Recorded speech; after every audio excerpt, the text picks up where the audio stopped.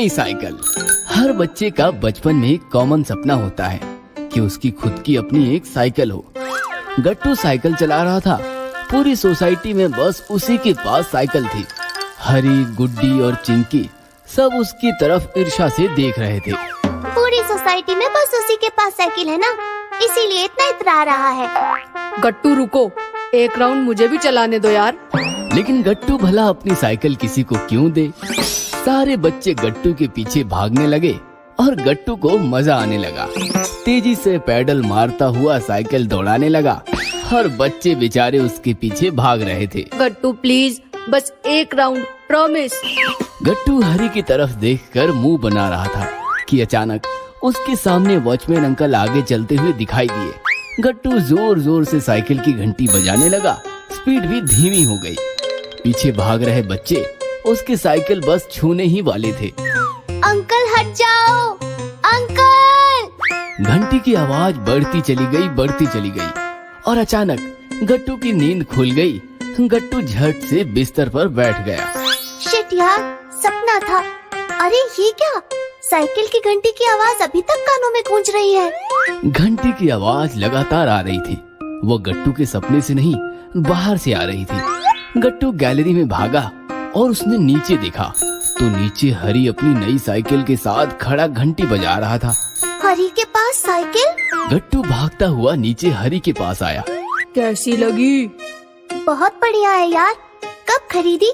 कल तक तो नहीं थी। यह सुनकर हरी इतराते हुए बोला, पापा का सरप्राइज गिफ्ट है, कल रात ही लेकर आए। मैं सो रहा था, सुबह आँख खोली तो सामने साइकिल। तू बहुत लकी है यार, तुम्हारे पास अब अपनी साइकिल है। मुझे दो ना, बस एक बार राउंड मार कर आता हूँ। मुझे चलानी आती है, हर्ष भैया ने सिखाई थी। सोचना भी मत, मम्मी ने कहा है साइकिल किसी को नहीं देनी। प्लीज एक राउंड, प्लीज, प्रॉमिस यार, बस एक राउंड। लेकिन हरी नहीं माना और गट्टू गुस्सा हो गया। ठीक है, मैं तो मेरी साइकिल तुम्हें छूने भी नहीं दूंगा। कहाँ, सपने में? गट्टू और ज्यादा गुस्सा हो गया और हरी शान से साइकिल लेकर निकल गया। देखना, मेरे पास भी तुमसे बढ़िया साइकिल होगी। मायूस गट्टू घर चला आया। पापा, मम्मी और चिंकी हॉल में बैठे थे। कहाँ चले गए थे? अब फटाफट फ्रेश होकर ब्रेकफास्ट कर लो, हमारा हो गया है। लेकिन गट्टू काफी गुस्से में था। मुझे नहीं करना ब्रेकफास्ट, मैं ना आज कुछ खाऊंगा ना कुछ करूंगा। अरे अचानक क्या हो गया तुम्हें? अब तो हरी के पास भी नई साइकिल आ गई है। उसके पापा ने गिफ्ट की है उसे। अब सोसाइटी में मैं ही अकेला बचा हूँ जिसके पास साइकिल नहीं है। ऐसा कहकर गट्टू रोने लगा। हो गई सुबह सुबह साइकिल की रट शुरू। अब रोना बंद करो। सबके पास है तो तुम्हारे पास भी हो, ये जरूरी है क्या? तुम्हारे पास भी बहुत सारे खिलौने हैं जो किसी के पास नहीं है। जरूरी नहीं है हमारे पास सब कुछ हो। पापा, आपने कहा था ना मैं बड़ा हो जाऊंगा तो आप मुझे साइकिल ला दोगे। बेटा थोड़ा और बड़ा हो जा, फिर ले लेंगे। आप ऐसा ही कहते हो, ऐसा ही चलता रहा तो मैं बड़ा नहीं बुढ़ा हो जाऊंगा। ये सुनकर मम्मी, पापा और चिंकी सब हंसने लगे और गट्टू और ज्यादा गुस्सा होकर कमरे में भाग गया। दिन भर गट्टू अपने कमरे में बैठकर रोता रहा। नहाना, खाना, पीना सब छोड़ दिया था उसने। गट्टू बेटा, दरवाजा खोलो। अच्छे बच्चे जिद नहीं करते। मैं अच्छा बच्चा नहीं हूँ। मैं जब बड़ा हो जाऊंगा ना, तब मैं अच्छा बच्चा कहलाऊंगा। ये सुनकर मम्मी भी दुखी हो गई और पापा के पास जाकर बोली, वो तो जिद पकड़ कर बैठा है, दे देते ना उसे साइकिल। सबके पास साइकिल है, बेचारे का भी मन करता होगा साइकिल लेने का। इस पर पापा कुछ कहते, इससे पहले ही चिंकी चीख पड़ी। उसे दोगे तो मुझे भी साइकिल देनी पड़ेगी। लो, अब ये डिमांड मशीन भी शुरू हो गई, अब इसका क्या करे? चिंकी बेटा, तुम अभी साइकिल चलाना कहाँ जानती हो? गट्टू की साइकिल आ जाए तो वो तुम्हें सिखाएगा। जब तुम सीख जाओगी तब तुम्हारे लिए भी हम नई साइकिल ला देंगे, ठीक है? चिंकी मान गई और पापा गट्टू के कमरे में गए। उसे समझा बुझाकर नाश्ता करवाए और दोनों साइकिल लाने मार्केट चले गए। मार्केट में काफी खूबसूरत और चमचमाती साइकिल थी, लेकिन गट्टू को तो हरी से भी बढ़िया साइकिल लेनी थी उसने एक महंगी गियर वाली साइकिल चूज की। गट्टू, ये तो बहुत महंगी है बेटा। तो क्या हुआ पापा, हम साइकिल एक ही बारी तो लेते हैं, बार बार थोड़ी ना लेते हैं। मुझे तो यही साइकिल चाहिए। ठीक है, दे दो भाई ये साइकिल। फिर क्या, गट्टू पापा के साथ साथ साइकिल भी घर पहुंच गई। मम्मी ने साइकिल की पूजा किया और गट्टू साइकिल पर सवार हो गया। गट्टू अब काफी खुश होकर हवा में उड़ रहा था। उसका वो सपना सच हो गया था जो वो रोज सपने में देखता था। गट्टू की साइकिल सबसे अलग, सबसे बेहतर थी। सारे बच्चे गट्टू की तरफ फटी आंखों से देख रहे थे। गट्टू, तुम मेरी साइकिल चला, मैं तुम्हारी साइकिल चलाता हूँ। सोचना भी मत, मैं अपनी साइकिल किसी को नहीं दूंगा। गियर वाली साइकिल है ना, इसलिए इतना इतरा रहा है। जैसे ही ये बात मम्मी को पता चली तो मम्मी बोली, गट्टू, ये गलत है बेटा। कोई हमारे साथ कैसा भी व्यवहार करे, हमें उनके साथ सिर्फ अच्छा व्यवहार करना चाहिए। हमारे पास जो है उसका हमें कभी गर्व नहीं करना चाहिए। हर्ष भैया को ही देखो, वो तुम्हें साइकिल नहीं देते तो तुम साइकिल कैसे सीख पाते? तुम भी हर्ष भैया की तरह बनो। चलो, चिंकी को भी साइकिल सिखाओ। सॉरी मम्मी, फिर कभी ऐसा नहीं करूँगा। चलो चिंकी। फिर क्या, चिंकी साइकिल पर बैठ गई और गट्टू के सहारे वो भी साइकिल सीखते हुए साइकिल का मजा लेने लगी। गट्टू की दादी। गट्टू चिंकी काफी खुश थे और खुश होकर घर में इधर उधर भाग रहे थे, क्योंकि बात ही ऐसी थी। पापा को कॉल आया था कि दादी गांव से उनके पास आने वाली थी। पापा बताओ ना, दादी कब आने वाली है? अरे, उनकी ट्रेन छुट्टी भी नहीं और तुम शुरू हो गए। डोंट वरी, ट्रेन आने से पहले ही मैं स्टेशन पहुंच जाऊंगा, ओके? लेकिन गट्टू चिंकी कहाँ मानने वाले थे। वो तो बेसब्री से दादी का इंतजार कर रहे थे। दादी तो मेरे साथ सोएगी। नहीं, मेरे साथ सोएंगी। ऐसे कैसे? वो सिर्फ मेरी दादी है। ये क्या, तुम्हारे अकेले की थोड़ी है, वो मेरी भी दादी है ना मम्मी? हाँ बाबा, वो तुम्हारी भी दादी है। वो तुम दोनों की दादी है। देखा, वो मेरी भी दादी है। हाँ, लेकिन वो तुमसे भी ज्यादा मेरी दादी है। नहीं, वो तुमसे भी थोड़ी और ज्यादा, बहुत बहुत बहुत ज्यादा मेरी दादी है। और फिर से झगड़ा शुरू। दोनों ने मम्मी की नाक में दम करके रखा था। मम्मी, दादी मेरे साथ सोएंगी ना? नहीं नहीं, बिल्कुल नहीं।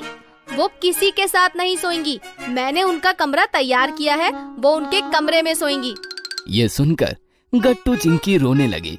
फिर मम्मी मुस्कुराते हुए बोली, अच्छा बाबा, ठीक है, तुम दोनों अपनी दादी से पूछना, वो बताएंगी कि वो कहाँ सोएंगी। अगर दादी ने कहा कि वो उनके अपने कमरे में सोएंगी, तो दादी ऐसा कहेगी तो हम अपना कमरा छोड़कर उनके कमरे में सोने जाएंगे। दादी दादी दादी, बस दादी की ही रट लगाए बैठे हो सुबह से। गट्टू चिंकी, मैं पहले ही बता दे रही हूँ, दादी को ज्यादा परेशान नहीं करना। वो जितनी कहानियाँ सुनाएंगी उतनी ही सुनना और चुपचाप सो जाना। ऐसे ही बातों बातों में समय बीतता चला गया और दादी के आने का समय हो गया। पापा दादी को लेने स्टेशन निकल गए। जैसे ही पापा गए, गट्टू चिंकी दरवाजे पर खड़े हो गए। बावले हो गए हो तुम दोनों। पापा पार्किंग में भी नहीं पहुँचे और तुमने दरवाजे पर डेरा जमा लिया। आधा घंटा बीत गया और गट्टू चिंकी दरवाजे पर खड़े खड़े बातें करने लगे। बहुत टाइम हो गया, पता नहीं कब आएंगे। तभी अचानक पापा आ गए। पापा काफी हताश और नाराज मालूम हो रहे थे। वो अकेले आए और आकर सोफे पर बैठ गए। पापा के बैठते ही गट्टू चिंकी ने सवालों की बौछार कर दी। पापा दादी कहाँ है? आप अकेले कैसे? आप तो दादी को साथ लाने वाले थे ना? ये सुनकर पापा नाराजगी में बोले, सॉरी बच्चों, मैंने स्टेशन जाकर दादी को कार में बिठाया और कार घर की तरफ घुमाई। फिर क्या हुआ? हम पहुंचने ही वाले थे कि तभी दादी बोली, गट्टू चिंकी मुझे बहुत सताते हैं, मैं तुम्हारे घर नहीं आऊंगी, निखिल के घर जाऊंगी। ये सुनकर गट्टू चिंकी को बहुत तेज रोना आ रहा था। फिर क्या, मुझे दादी को निखिल अंकल के घर छोड़ना पड़ा। ये सुनकर तो गट्टू चिंकी पर मानो दुख का पहाड़ टूट पड़ा। दोनों फुट फुट कर जोर जोर से रोने लगे।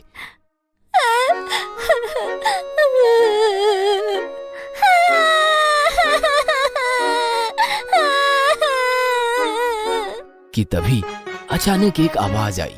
बच्चों, रोते हुए गट्टू चिंकी के कानों पर एक प्यारी सी आवाज पड़ी और उन्होंने झट से दरवाजे की तरफ देखा।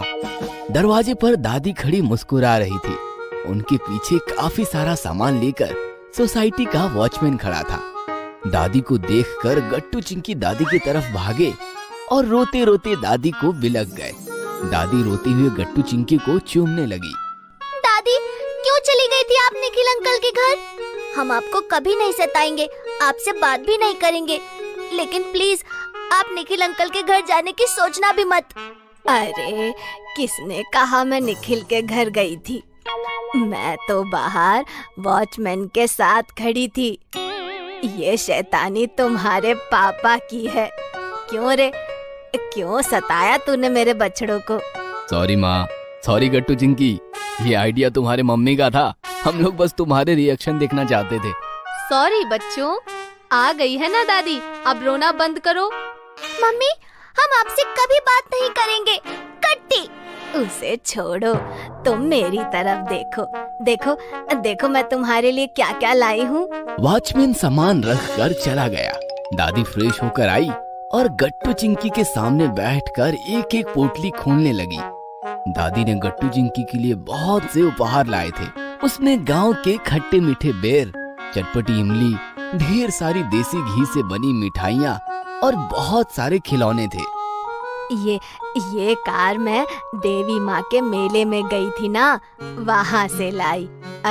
और ये गुड़िया तो मैं बनारस से लाई। पता है, गंगा जी में डुबकी लगा कर आई हूँ मैं। इस प्रकार एक एक पोटली खोलती गई और खा खा कर खिलौने देख देख कर गट्टू चिंकी का पेट भर गया। थैंक्स दादी, love you. Love you too. ऐसा कहकर दादी ने दोनों को बाहों में भर लिया। गट्टू चिंकी दादी से बेहद प्यार करते थे और दादी को भी गट्टू चिंकी से बेहद लगाव था। तीनों भी एक दूसरे के बगैर नहीं रह सकते थे। दादी, आप मेरे साथ सोएंगी? नहीं, मेरे साथ। अरे मैं तुम दोनों के साथ सो जाऊंगी। वो कैसे? मैं बीच में सोऊंगी और तुम दोनों मेरी गोद में, ठीक है? रात हुई तो गट्टू चिंकी दादी के गोद में सो गए। दादी, कहानी सुनाओ ना। कौन सी? जिससे नींद आ जाए वो, या फिर जिससे नींद भाग जाए वो? नींद तो बिल्कुल नहीं आनी चाहिए दादी, हमें रात भर आपसे ढेर सारी कहानियाँ सुननी है। अरे ना बाबा ना, तुम ऐसा करोगे तो मैं निखिल अंकल के घर चली जाऊंगी। ये सुनकर गट्टू चिंकी नाराज हो गए। अरे बछड़ो, चेहरे का रंग क्यों उड़ गया तुम्हारे? मैं तो मजाक कर रही थी। चलो कहानी सुनाती हूँ। हाँ, सुनाओ ना। एक था राजा, एक थी रानी। एक था राजा, एक थी रानी, दोनों मिल गए, खत्म कहानी। क्या दादी, ये चीटिंग है। आप हमेशा ऐसा करती हो। Okay sorry. अब सच्ची मुच्ची की कहानी सुनो। विलासपुर के महाराजा के 2 बच्चे थे। राजकुमार का नाम था गट्टू और राजकुमारी का नाम था चिंकी। दोनों दिन भर महल में इधर उधर भागते और दास दासियों के साथ शैतानियां करते फिरते। इस प्रकार कहानी शुरू हुई और कहानी सुनते सुनते ही गट्टू चिंकी सो गए। यह देखकर दादी मुस्कुराई और दोनों से लिपट कर सो गई। गट्टू और गुलाबी परी। एक दिन गट्टू बहुत उदास बैठा था। उसका घर में किसी काम में मन नहीं लग रहा था, तो उदास गट्टू ने सोचा कि क्यों न पेंटिंग ही की जाए। गट्टू ने अपनी ड्राइंग शीट पर पेंटिंग करना शुरू किया और पेंटिंग में उसने प्यारी प्यारी तितलियां बनाई और बनाई एक प्यारी सी गुलाबी परी। गट्टू पेंटिंग करते हुए भी न जाने किस बात को लेकर उदास था। तभी गट्टू की आंख से एक आंसू टपककर उसकी पेंटिंग में बनी हुई परी पर गिर गया। आंसू गिरते ही उस पेंटिंग में से खूब सारा गुलाबी धुआं निकला। धुएं को देखकर गट्टू घबरा गया और उसने आंखें बंद कर ली। थोड़ी देर बाद जब गट्टू ने आंखें खोली तो उसने देखा कि उसके सामने एक गुलाबी परी खड़ी है, जो बिल्कुल वैसी ही है जैसी कि उसने पेंटिंग में बनाई थी। गट्टू ने उससे पूछा, तुम कौन हो?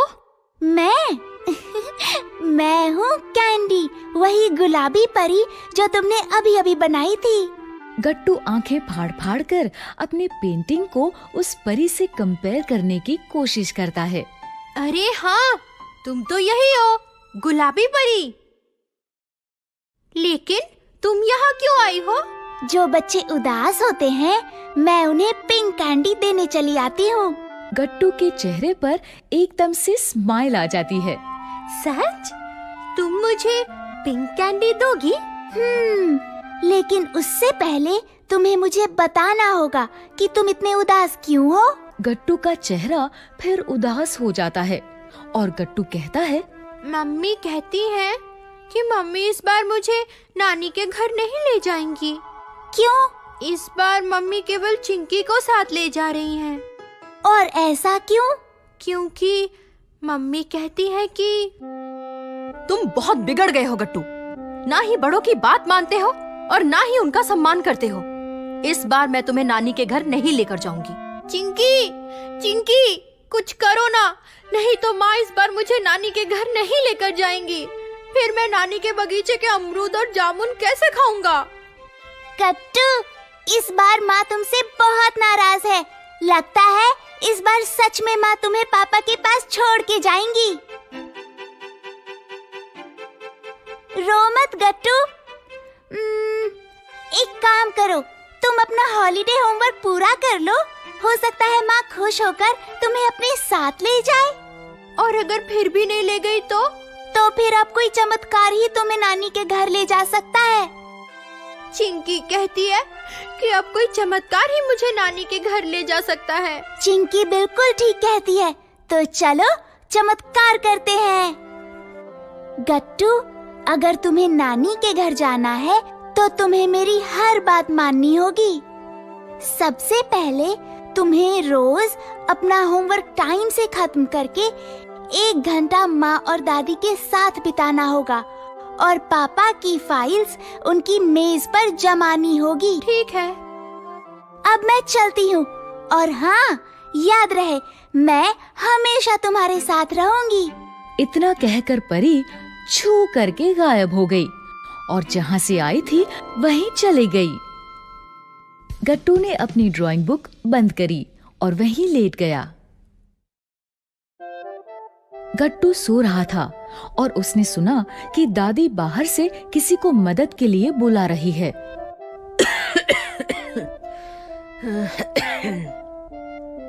कोई है चिंकी? गट्टू। गट्टू ने दादी की आवाज अनसुनी कर दी और फिर सो गया कि तभी गट्टू को एक और आवाज आई। उठो, उठो गट्टू। गट्टू को समझ नहीं आया कि ये आवाज कहाँ से आई और किसकी है। फिर उसका ध्यान उसकी पॉकेट पर गया। ये क्या? परी गट्टू की पॉकेट में बैठी थी।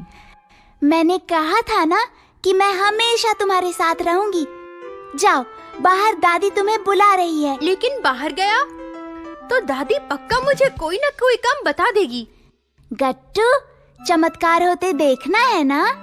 इतना सुनकर गट्टू तुरंत उठकर बाहर जाता है। गट्टू, गट्टू, मेरे दूध का टाइम हो गया। घर में कोई नहीं, जरा मुझे दूध ला दो। गट्टू, चलो किचन में। लेकिन ये तो ठंडा है, माँ ने गैस जलाने को मना किया है। अब मैं क्या करूं? दादी को भूख लगी है। अरे ये क्या, तुम्हें जादू भी आता है? एक काम करो, दादी से कहो कि आज वो ये छाछ पी ले। ये सही रहेगा। और छाछ तो ठंडी ही पी जाती है। अच्छा हुआ तुम मेरे लिए छाछ ले आए गट्टू। मेरा कल से छाछ पीने का बहुत मन कर रहा था।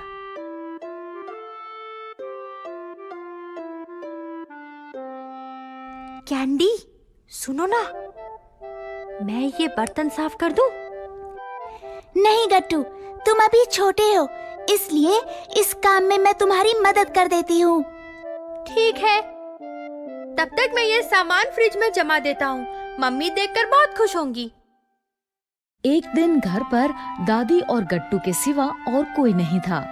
चिंकी और गट्टू के मम्मी पापा बाजार गए हुए थे कि तभी गट्टू को बाहर से दादी के खांसने की आवाज आई।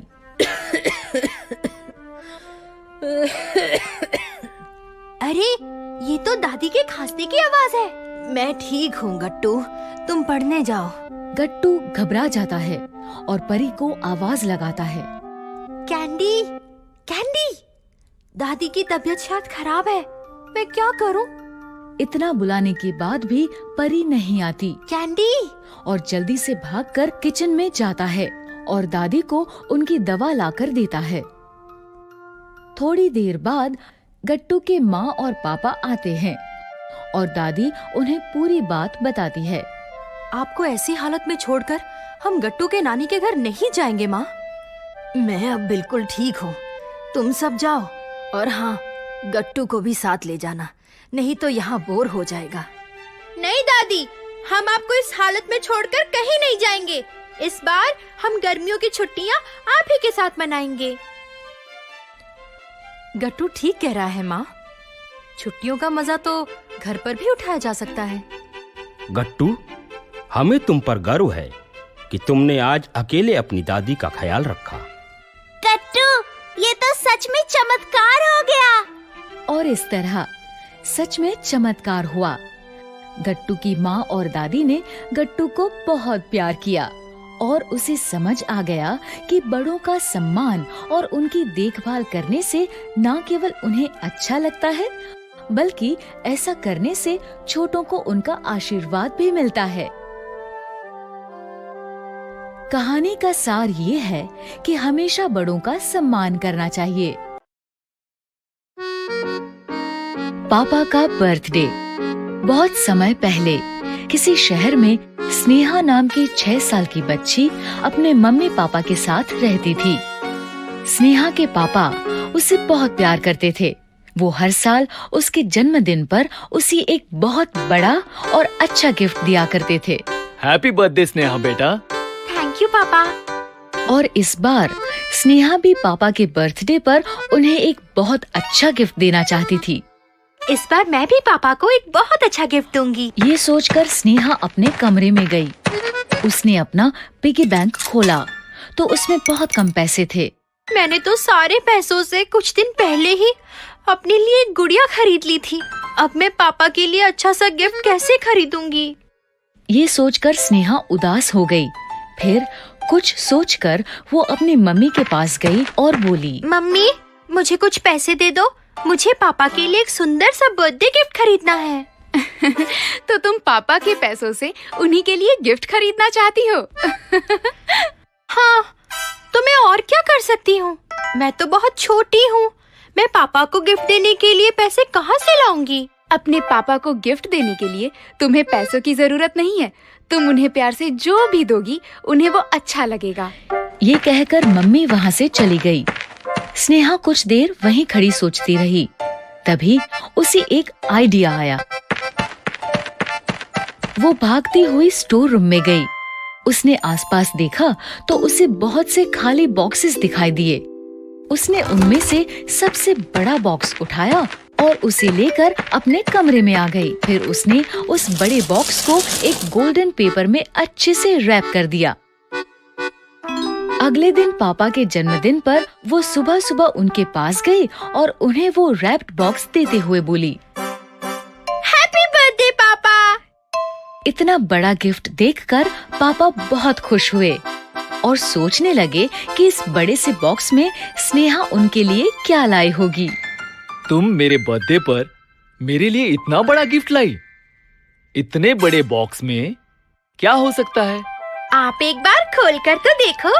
स्नेहा के ऐसा कहने पर पापा ने गिफ्ट बड़े प्यार से खोला, लेकिन फिर जैसे ही बॉक्स खुला उन्होंने देखा कि बॉक्स में कुछ भी नहीं था। बॉक्स पूरी तरह खाली था। ये क्या? ये बॉक्स तो खाली है। नहीं पापा, आप अच्छे से देखो, मैंने इसमें बहुत सारी किसेस ब्लो की हैं। ये सुनकर पापा बहुत खुश हुए। थैंक यू बेटा, इतना अच्छा गिफ्ट मुझे आज तक किसी ने नहीं दिया। ये कहकर पापा ने स्नेहा को गले से लगा लिया। इस तरह स्नेहा ने पापा को उनके बर्थडे पर एक अच्छा गिफ्ट भी दे दिया और वो एक अच्छे गिफ्ट का मतलब भी समझ गई। अगर आपको हमारी वीडियोस पसंद आ रहे हैं तो इन्हें लाइक करें, कमेंट करें और सब्सक्राइब करें